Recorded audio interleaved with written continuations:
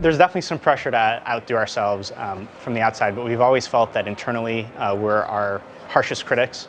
And so, from the very beginning, we're already looking at, what couldn't we achieve, what didn't we get around to doing, and we feel that we've always felt that the pressure internally equals or surpasses sort of what there is externally. But at the end of the day, sort of, if we're satisfied with what the product is, we'll put it out there, and we hope that everyone feels that way as well.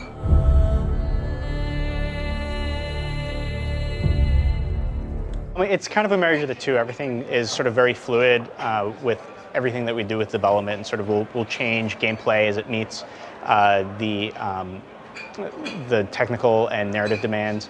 When Amy Hennig, our creative director, was researching new historical mysteries to review, one of them had come across with T. Lawrence, which was really great because our gameplay designers and our programmers were already looking at sand as a potential new technical challenge for us to meet.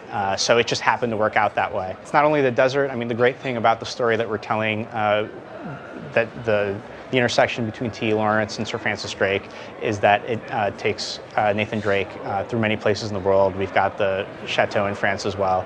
And really, what you're talking to about being able to stand still and take a look, I mean, our gameplay and our narrative, the way that we want to make sure that there's sort of the ups and downs, so you have the time to take a breather from the intense combat or the harrowing gameplay sequences, and we're definitely that's an integral part to what we do in the game. So we want to make sure that there are times for you to take in the scenery and really sort of explore the details that all of our artists and programmers have been able to put into the environment.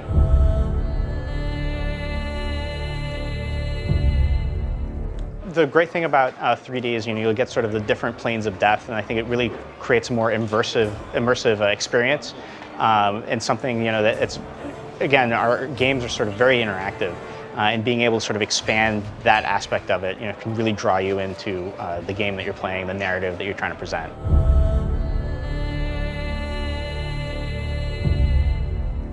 I can't speak obviously for other studios.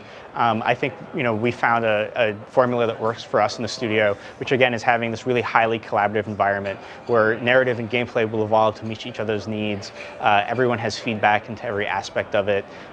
We do have a great performance capture pipeline as well, which I think is really what sets a new bar for the industry in terms of capturing these realistic performances and having all of the characters interact with each other in a dynamic, very relatable and realistic way.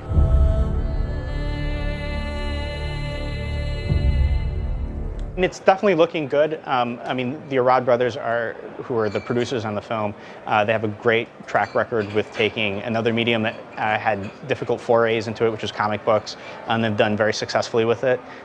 So we're very confident that everything they do is with the same amount of care to reach that level of quality with our film as well.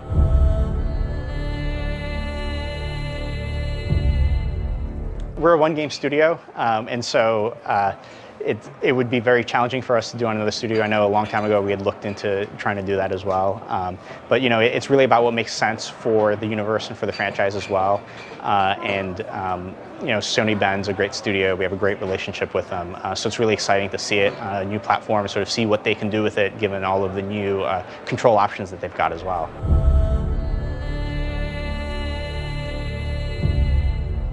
For us, it's really early to see. I mean, we're really excited to see them work on it. And, it's a long road ahead for both of us before release. So we'll see. We'll have to see what happens.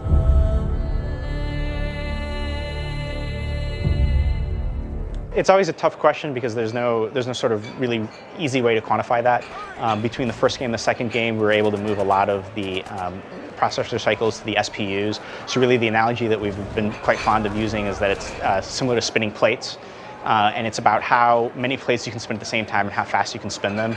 And there's always improvements in being able to do that.